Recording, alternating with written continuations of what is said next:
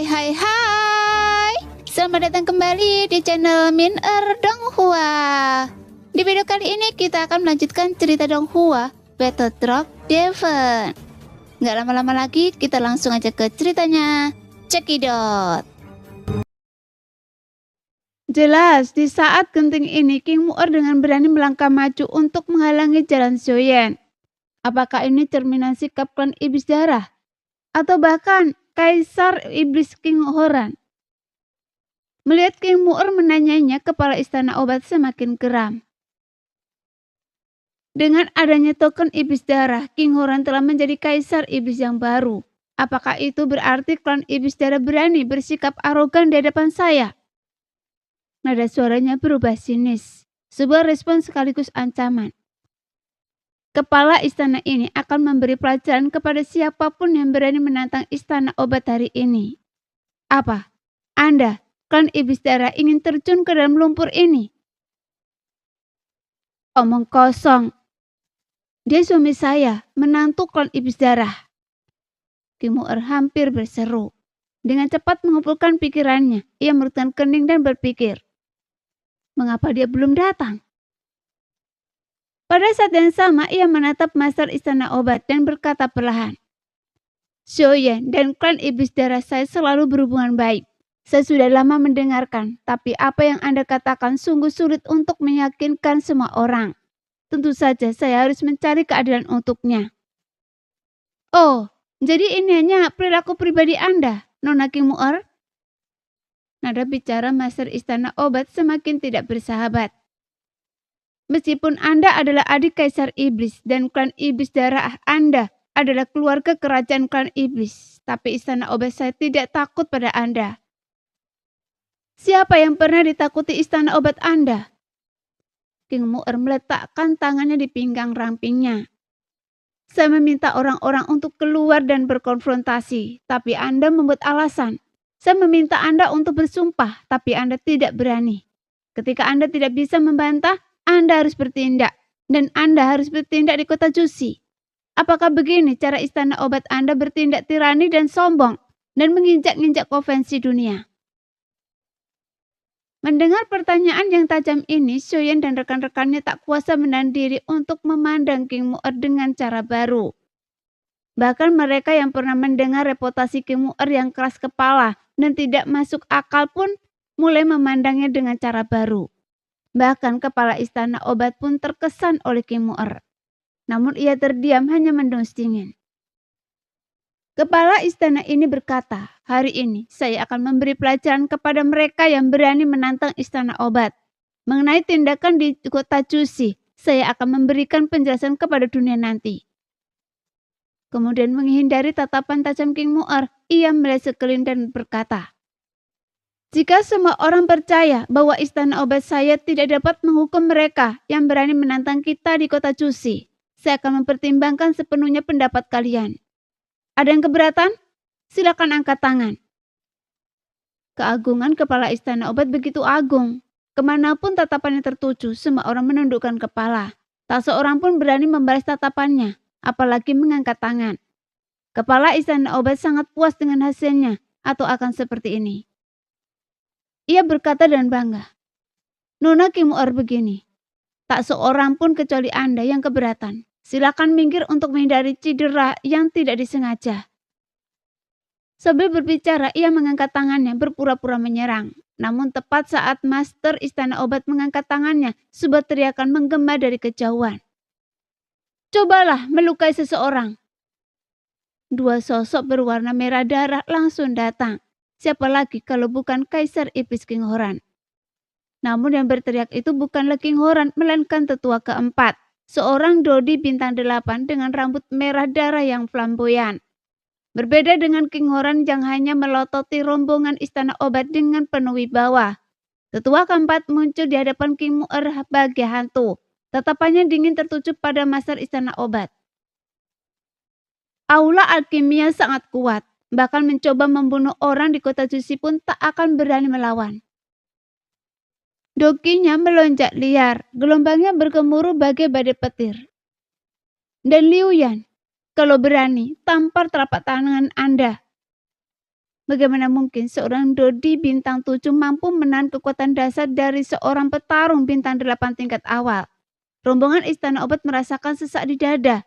Wajah mereka memucat. Para penjaga yang lebih lemah terguncang, terhuyung mundur. Kendali aura tetua keempat telah sepenuhnya pulih, membuat kerumunan yang menonton dari jauh tak terpengaruh. Namun semua orang masih tercengang. Siapakah orang ini? Semburan doki saja bisa membuat penghuni Istana Obat begitu putus asa.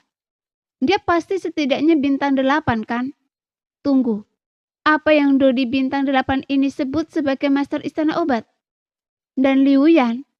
Bukankah nama Master Istana Obat adalah Dan Danceng? Mengapa Dodi bintang 8 ini memanggilnya Dayuan? Pasti itu nama panggilan. Tunggu sebentar. Apalagi yang dikatakan? Kalau Anda punya nyali, tampar telapak tangan Anda. Kerumunan bersorak kegirangan. Ini akan menjadi seru. Seorang Dodi bintang 8, seseorang yang berani memanggil Master Istana Obat dengan nama panggilannya, yang berani bertaruh bahwa Master Istana Obat tidak cukup berani, telah datang membantu Xiaoyan. Mungkinkah Istana Obat masih begitu arogan? Haruskah mereka melanjutkan keteguhan hati mereka atau menyerah dan mengembalikan istri Xiaoyan kepadanya? Pada saat yang sama, seseorang di antara kerumunan mengenali Dodi bintang 8 ini sebagai tetua keempat klan Iblis Darah. Kabar tentang identitas tetua keempat menyebar dengan cepat. Begitu pula kebenaran Kaisar Iblis King Horan. Sepertinya rumor tentang Kaisar Iblis dan Xiaoyan seperti saudara kandung memang benar.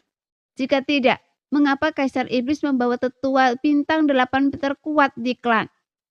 Wajah Master Istana Obat begitu muram hingga tampak seperti air yang bisa diperas keluar darinya. Selama bertahun-tahun, hampir tidak ada yang memanggilnya dengan nama aslinya. Apalagi julukan Dan Liu Yan, yang diperolehnya karena memiliki api penciptaan 6 Ki. Peringkat kelima dalam peringkat api surgawi. Ini sudah sangat tidak sopan. Belum lagi taruhan bahwa dia tidak akan berani menyerang. Namun dia benar-benar tidak berani bertindak. Tidak ada yang berani bertindak gegabah di depan Dodi bintang 8. Bahkan sebagai Master Aula Alkimia, meskipun Aula Alkimia jauh lebih kuat daripada klan Iblis Darah, ia tetap merasa takut. Bukannya tidak ada Dodi bintang 8 di Istana Obat, tetapi Dodi bintang 8 di Istana Obat semuanya adalah tetua tamu. Dan mereka umumnya tidak muncul kecuali Istana Obat menghadapi situasi hidup atau mati. Apakah King Horan benar-benar tidak takut menjadikan Istana Obat saya musuh hanya karena Xiaoyan? Sepertinya Istana Obat telah kehilangan pamornya terlalu lama. Dan bahkan Kaisar Iblis yang belum mencapai kekuasaannya berani menantang saya. Semakin dipikirkan oleh Master Istana Obat, semakin besar kebencian yang ia rasakan. Namun betapapun ia membencinya, ia tidak berani bertindak. Istana Obat tidak boleh kehilangan muka. Master Istana Obat mengepakkan tangan di balik lengan bajunya, tatapannya dingin. Reputasi Istana Obat saya tidak kecil. Saya bahkan membiarkan Kaisar Iblis dan tetua keempat datang ke sini secara langsung. Oh, saya khawatir jika saya selangkah lebih lambat, Master Istana akan tidak sengaja melukai adik saya. Mata King Horan dipenuhi amarah yang dingin. Master Istana Obat berkata dengan tenang. Masalah adik Anda hanyalah kesalahpahaman. Dengan pandangan jauh Kaisar Iblis, Anda tentu mengerti alasannya. Saya ragu Kaisar Iblis datang untuk adik Anda. King Horan yang tak ingin berpanjang lebar membahas masalah King Mu'er, mengangguk dan langsung menyatakan tujuannya. Xiaoyan adalah saudara saya. Saya dengar Tuan Muda menculik adik ipar saya. Jadi sebagai kakak wajar saja saya harus menanyakan hal ini. Kepala Istana Obat juga mengangguk dan berkata dengan tenang. Saya sama sekali tak menyangka masalah sepele seperti ini akan membuat tetua keempat khawatir. Kata-katanya sopan tetapi mengandung sarkasme halus terhadap King Horan. Jangan kira Anda bisa berbicara setara dengan saya hanya karena Anda seorang Kaisar Iblis. Jika bukan karena klan Iblis Darah Anda telah melahirkan Dodi bintang 8, bagaimana mungkin kepala istana ini menganggap serius Kaisar Iblis setengah matang seperti Anda? King Horan terkekeh, tak terpengaruh. Ini bukan saatnya untuk memamerkan kekuatannya, dan sarkasme kepala istana obat sudah diketahui dunia. Inilah saatnya untuk memamerkan kekuatan Xiaoyan. King Huran tersenyum dan berkata, ini bukan masalah kecil. Bahkan jika saya tidak datang, tetua keempat akan datang sendiri. Oh, Master Istana Obat menatap tetua keempat dengan pandangan penuh tanya. Seorang Dodi bintang 8 memiliki harga dirinya sendiri, sekalipun Master Istana Obat adalah sosok dengan status yang tak tertandingi. Seorang Dodi bintang 8 dapat dengan mudah mengabaikannya. Jadi tetua keempat menanggapi tatapan penuh tanya Master Istana Obat dengan lirikan bangga, seolah membenarkan kata-kata King Horan. Tanpa bergerak ia mendekati Xiaoyan dan bertanya, "Nak, Anda baik-baik saja? Jika ada yang menindas Anda, beritahu saya, dan kakek keempat Anda akan membantu Anda menghadapi mereka." Jelas, kata-kata dominan tetua keempat langsung memicu diskusi riuh di antara kerumunan. Apakah Dodi bintang 8 benar-benar sehebat itu? Omong kosong. Dodi bintang 8 benar-benar sehebat itu. Saya akan bekerja keras. Saya juga ingin berkultivasi hingga bintang 8. Hanya Anda seharusnya memikirkan dulu cara mengatasi kesengsaraan Kaisar bintang 5. Saya heran kenapa Xiaoyan begitu berani. Dia mendapat dukungan dari seorang Dodi bintang 8. Kepala istana obat merutan kening dalam-dalam. Tetua keempat ini benar-benar orang yang gegabah. Beraninya dia bicara apa saja. Bagaimana bisa dia mengacaukan saya begitu saja? Kemudian apa yang terjadi selanjutnya membuat mulut kepala istana obat berkedut. Kedatangan King Huran dan tetua keempat melampiaskan amarah yang membara pada King Mu'er, bagaikan banjir yang meluap dari bendungan. Ia menceritakan kepada kakek keempatnya bagaimana putra sulung istana obat telah menculik istri Xiaoyan. Bagaimana ia memutarbalikkan fakta untuk membingungkan publik. Bagaimana ia tidak berani melepaskan Sun Er untuk konfrontasi atau bersumpah. Dan bagaimana karena tidak mampu berunding dengannya, ia mengancam akan menyerang Xiaoyan. Ia membumbui kata-katanya, bahkan melebih-lebihkan nada menghina yang digunakan kepala istana obat ketika merujuk pada klan iblis darah, yang membuat wajah tetua keempat menjadi gelap dan amarahnya memuncak. Namun dicemooh tak terucapkan, dan itu bukan alasan untuk campur tangan. Untuk membantu Xiaoyan untuk melampiaskan amarahnya, ia harus bertindak berdasarkan moral. Tetua keempat yang mengetahui hal ini dengan marah menyatakan, Anda, istana obat sungguh lancang. Anda telah melakukan tindakan keterlaluan seperti merampas istri orang lain. Dan Anda bahkan berencana melakukan kejahatan seperti itu di depan umum di kota Jusi. Beginikah cara istana obat Anda menindas orang lain? Bagaimana mungkin Master Istana Obat yang bermartabat itu berdebat dengan King Mu'er? Kepala istana alkimia hanya bisa mencibir. Kata-kata Nona Mu'er tidak benar. Kepala istana ini sudah menjelaskan dengan jelas di depan banyak orang bahwa mantan istri Xiaoyan, Nona Sun Er, mengikuti putra saya dan Yan dengan sukarela dan tidak pernah memberitahunya bahwa dia punya suami di benua Dodi. Bagaimana bisa Anda bilang dia dibawa pergi dengan paksa? Xiaoyanlah yang bersikap tidak masuk akal dan mencoba menggunakan insiden ini untuk menghancurkan reputasi istana obat saya. Kepala istana ini mengingat usianya yang masih muda dan hasratnya akan ketenaran, telah berulang kali memaafkannya, tetapi dia menolak untuk bertobat dan masih bertekad untuk memprovokasi istana obat saya demi reputasi diri sendiri. Jika istana obat saya tidak menghukumnya, bagaimana kita bisa memiliki pijakan di benua Dodi di masa depan?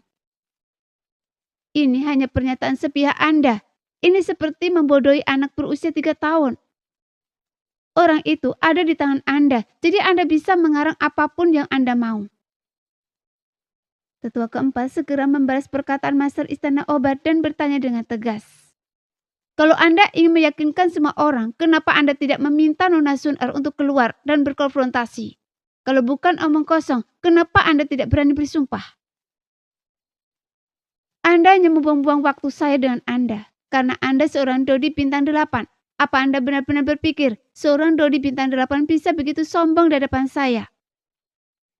Wajah Master Istana Obat berubah dingin. Ia terlalu malas untuk berdebat dengan tetua keempat dan berkata dengan acuh tak acuh.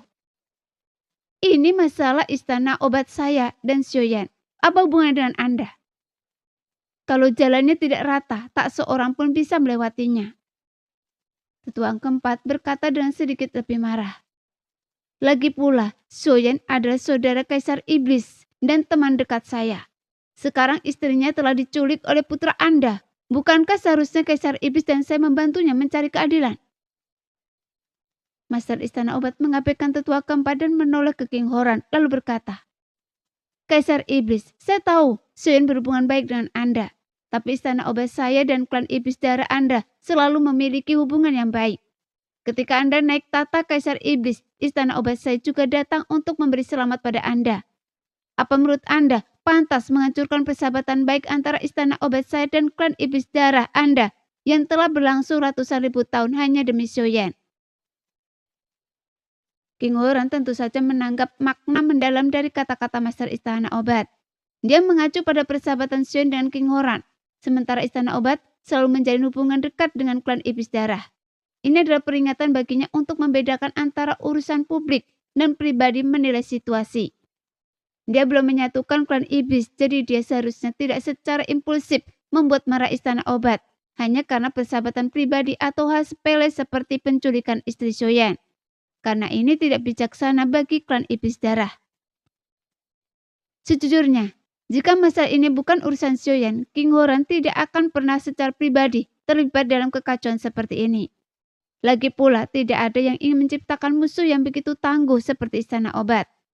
Lagi pula, dia adalah Kaisar Iblis, dan setiap langkahnya harus dibimbing oleh kepentingan klan iblis. Namun Sioyan adalah saudara laki-laki dan iparnya. Kenaikan tatanya berkat Sioyan dan kebangkitan pesat klan iblis darah didorong oleh bantuannya. Sekarang setelah istri kedua Sioyan diculik, bagaimana mungkin dia hanya berdiam diri dan menonton? Namun King Horan tidak ingin sepenuhnya mengingkari istana obat kecuali benar-benar diperlukan. Karena itu, King Horan tidak berbicara. Sebaliknya, dia terbang ke sisi Sioyan, memegang baunya dan memberinya tatapan meyakinkan. Dia tahu tetua keempat yang berapi-api itu pasti akan berbicara. Beberapa hal lebih baik diucapkan oleh tetua keempat daripada olehnya. Meskipun tetua keempat adalah Dodi bintang 8, dia bukanlah Kaisar Iblis. Sekalipun ia mengatakan sesuatu yang drastis atau melakukan sesuatu yang drastis yang menyebabkan perselisihan serius dengan istana obat. Dan dia masih punya ruang untuk bermanuver. Seperti yang diduga, alis tetua keempat bergetar karena marah. Apakah Anda mengancam kami? Saya tidak berani. Kepala istana obat yang terganggu oleh amarah tetua keempat yang berapi-api dengan sabar memperingatkan. Dalam posisi kita, setiap kata dan tindakan memiliki konsekuensi yang luas. Oleh karena itu, tetua keempat dan Kaisar Iblis, mohon berpikir 2 kali sebelum bertindak. Tetua keempat yang tidak sabar mengumpat. Pikir 2 kali, jangan beri saya itu. Saya cukup mengenal Sioyan, dia bukan orang yang bertindak gegabah. Serahkan dia. Serahkan dia, sungguh lelucon. Bagaimana Master Istana Obat akan menyelamatkan muka jika dia melakukannya? Bukankah itu sama saja dengan mengakui kepada dunia bahwa putranya telah dengan paksa mengambil istri orang lain? Bukankah itu sama saja dengan mengakui bahwa semua yang dia katakan sebelumnya adalah kebohongan? Kepala istana obat mengabaikan tetua keempat dan mengalihkan pandangannya ke King Horan yang terdiam, seolah-olah mempertanyakan sikapnya. Namun tetua ketiga istana obat tidak dapat menahan diri. Ia berbicara dengan cepat dan marah kepada tetua keempat. Kepala istana menghormati Anda sebagai Dodi bintang 8, tetapi Anda begitu tidak tahu berterima kasih sampai-sampai Anda ingin mempertaruhkan keberuntungan Anda. Kualifikasi apa yang Anda miliki untuk meminta seseorang dari istana obat kepada kami? Apakah karena Anda seorang Dodi bintang 8? Apakah Anda benar-benar berpikir istana obat kami takut pada Dodi bintang 8 seperti Anda? Saya akan mengatakannya sekarang juga. Bahkan jika kami menolak untuk menyerahkan orang itu, apa yang bisa Anda lakukan pada istana obat kami? Tidak heran tetua ketiga istana obat begitu emosional. Istana obat belum pernah dibenci seperti ini sebelumnya.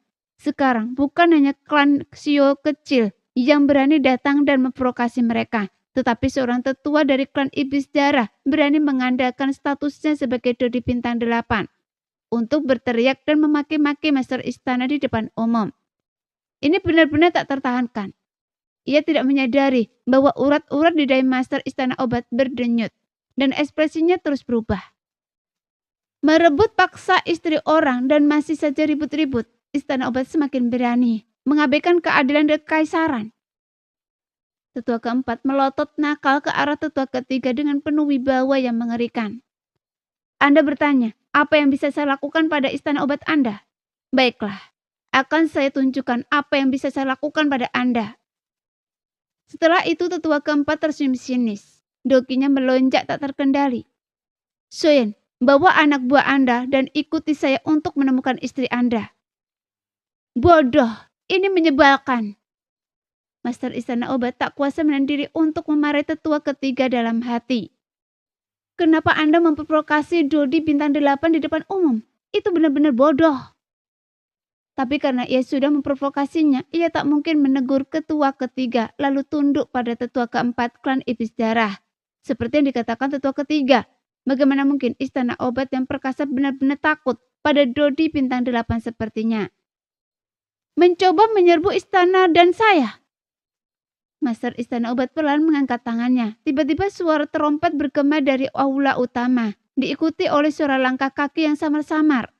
Semua anggota istana obat di luar aula utama segera bersiap untuk bertempur, yang membuat ekspresi King Horan berubah. Dia tahu betul bahwa ini adalah perintah istana obat untuk mengerahkan pasukannya demi mempertahankan istana obat.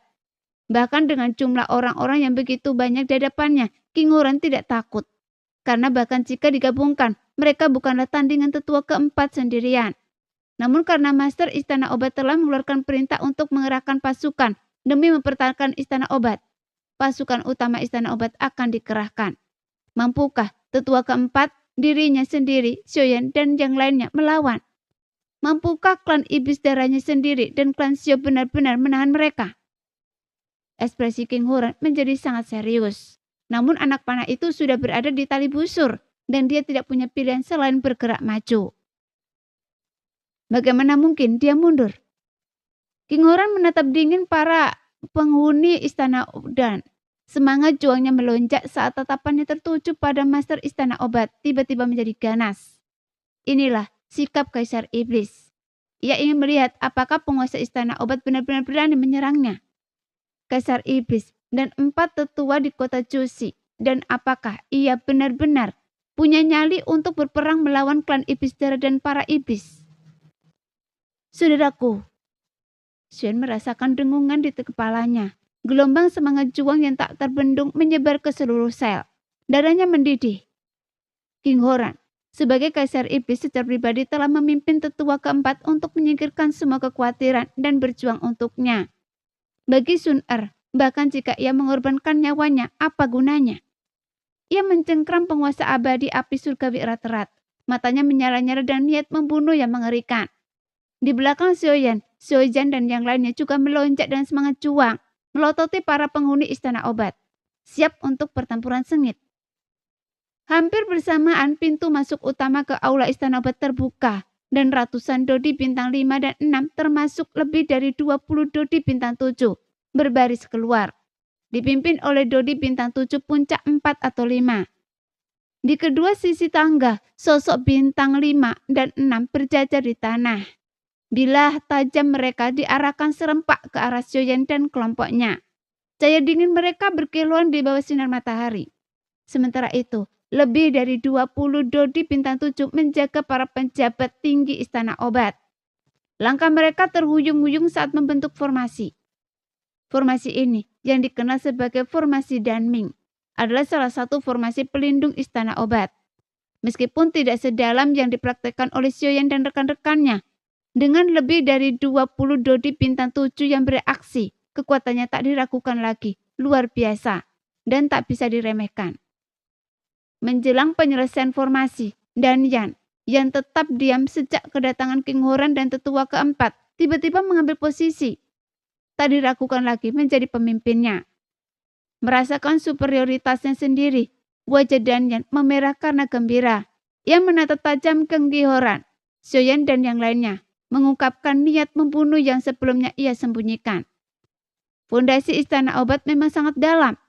Kekuatan yang ditunjukkan oleh hanya beberapa ratus penjaga saja sudah mengerikan. Siapa yang tahu kekuatan dahsyat apa yang akan datang selanjutnya? Pupil mata Sion dan rekan-rekannya mengerut, dan bahkan tetua keempat pun menjadi waspada. Istana obat juga khawatir. Bagaimanapun tetua keempat adalah Dodi bintang 8 yang tidak dapat dengan mudah ditekan oleh jumlahnya banyak orang. Masing-masing pihak memiliki ketakutannya sendiri dan situasi berubah menjadi kebuntuan yang menegangkan. Saat kedua belah pihak saling berhadapan di luar aula utama istana obat, semua orang di aula utama Shio Mansion dipenuhi kecemasan. Jenny mondar-mandir, alisnya berkerut.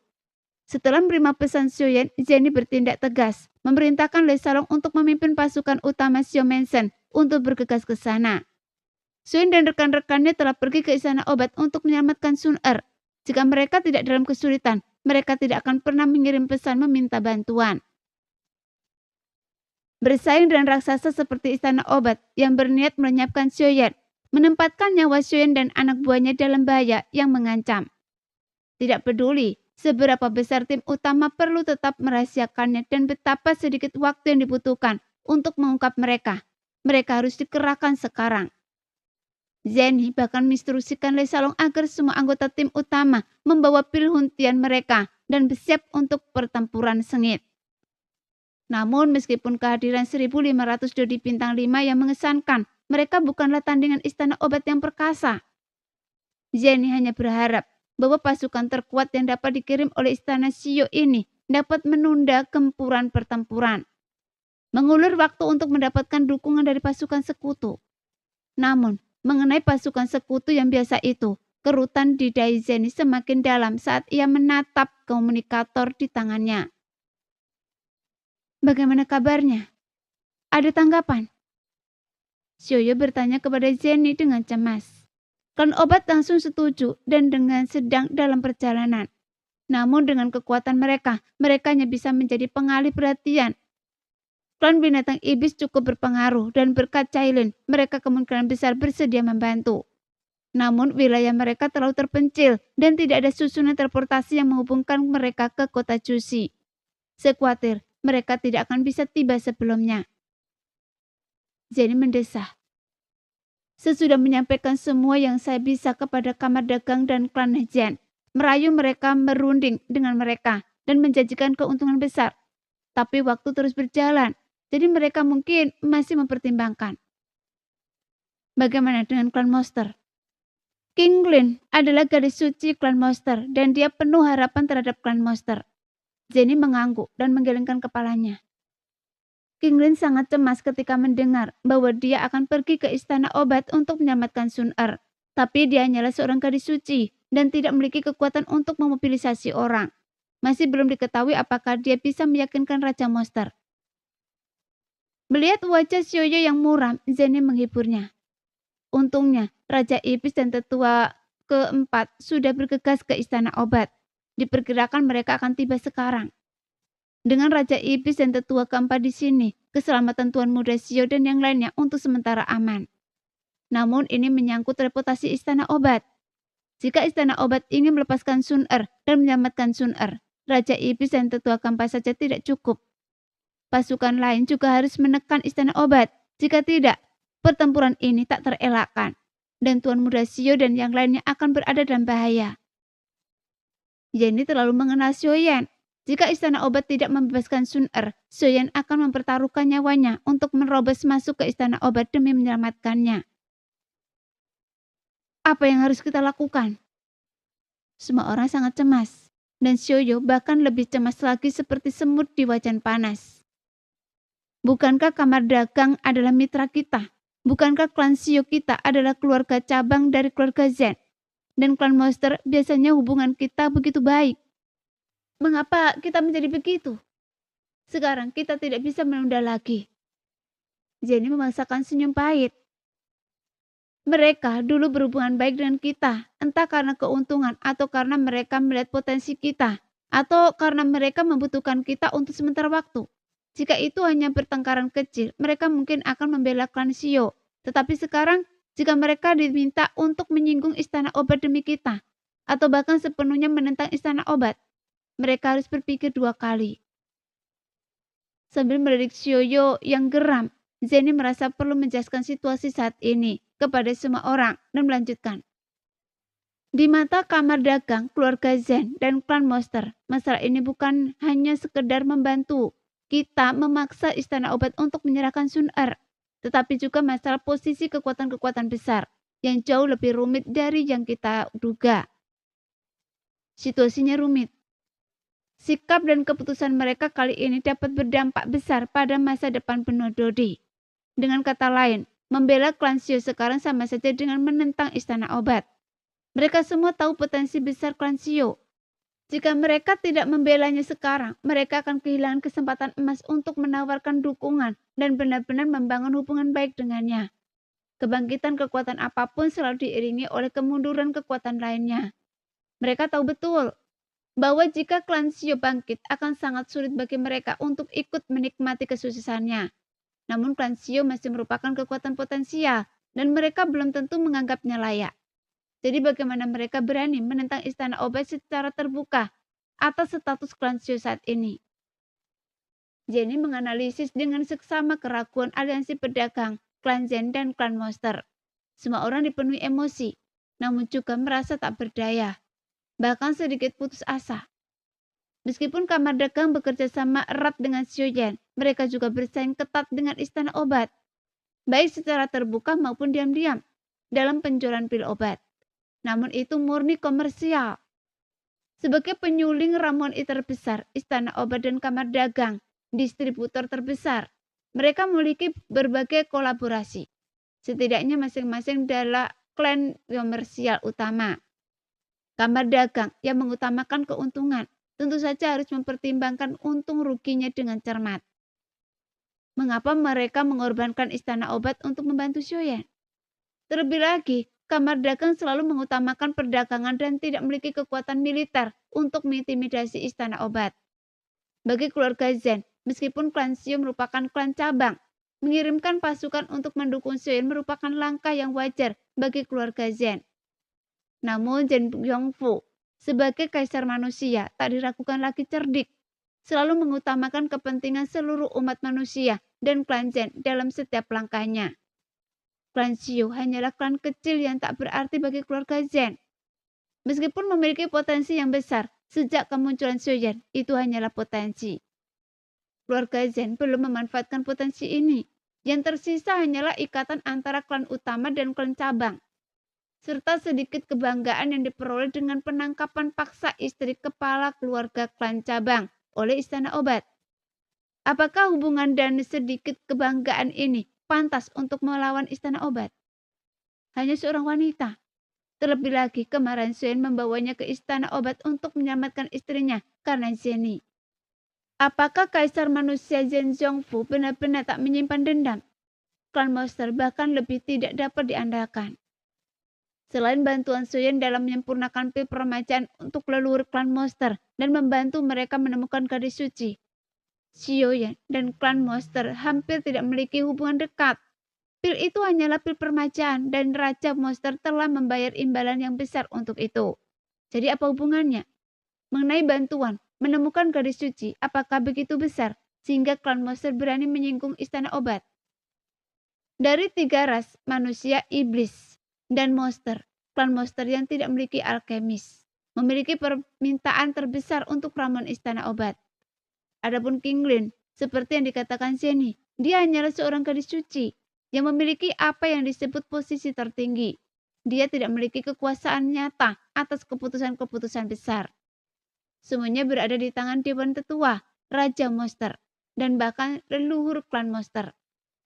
Apakah klan Monster pada akhirnya akan mengirimkan personel untuk mendukung Xiuyan? Masih belum pasti.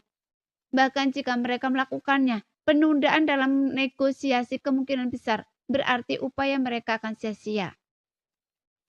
Pada saat ini, keinginan untuk menjadi lebih kuat merasuki hati semua orang. Namun semua ini bergantung pada kepulangan Sun Er oleh Xiuyan dengan selamat. Pada saat itu, komunikator di tangan Jenny menyala. Ia melihat ke bawah, matanya langsung berbinar gembira. keadaan mungkin akan membaik. Tetua keempat, setelah gagal membawa orang dari istana obat, sangat marah dan ingin membawa Xiaoyan dan yang lainnya untuk memaksa masuk ke aula utama untuk menemukan mereka. Istana obat telah mengeluarkan perintah untuk mengerahkan pasukannya untuk mempertahankannya. Kaisar Iblis dan tetua keempat sekarang sedang berhadapan dengan istana obat. Semua orang terkejut dan bingung. Bukankah itu berarti pertarungan akan segera terjadi? Bagaimana ini bisa menjadi titik balik? Jenny tersenyum dan berkata, "Jangan khawatir, tidak akan ada pertempuran untuk sementara waktu. Tuan Muda Xiao dan yang lainnya aman untuk sementara waktu. Meskipun istana obat kuat, tetua keempat adalah Dodi Bintang 8. Jadi istana obat tidak berani bertindak gegabah. Apalagi Kaisar Iblis. Istana obat juga harus khawatir tentang konsekuensi perselisihan dengan klan Iblis." Setelah mengatakan itu, Jenny menghela nafas lega dan berkata, "Kaisar Iblis sungguh adil. Saya tidak yakin sebelumnya. Meskipun Kaisar Iblis datang langsung bersama tetua keempat, ini terkait dengan hubungan antara klan Iblis darah, bahkan seluruh klan Iblis dan istana obat. Apakah Kaisar Iblis punya kekhawatiran? Apa intinya mendukung kita? Sekarang tampaknya persahabatan Kaisar Iblis dengan Tuan Muda Xiao telah melampaui kepentingannya. Dia menggunakan kekuatan seluruh klannya untuk mendukung Tuan Muda Xiao. Dan ini mungkin Kaisar Iblis tidak menyadarinya. Ini kebetulan membawa titik balik bagi kita untuk masalah ini." Melihat semua orang masih bingung, Jenny menjelaskan, "Bukankah saya baru saja mengatakan bahwa kamar dagang, keluarga Zen dan klan Iblis semuanya sangat menyadari potensi besar klan Xiao. Demi kepentingan masa depan mereka sendiri, bukan berarti mereka tidak mau maju dan membantu kita saat kita sangat membutuhkan. Alasan mereka menunda memberi kami jawaban pasti hanyalah karena mereka tidak ingin menjadi yang pertama bersuara dan menyinggung istana obat. Sekarang, dengan Kaisar Iblis dan tetua keempat, dengan Dodi Bintang 8 yang memimpin, mereka tidak perlu lagi khawatir menjadi yang pertama bersuara. Mereka hanya ikut bersenang-senang untuk meningkatkan reputasi kami dan tidak akan benar-benar menyebabkan konflik yang tak terdamaikan dengan istana obat. Bantuan yang begitu baik, mengapa tidak?" Begitu selesai berbicara, ketika semua orang tiba-tiba menyadari, Jenny segera menekan pemancar dan menyampaikan berita itu kepada kamar dagang, keluarga Zen dan klan Monster.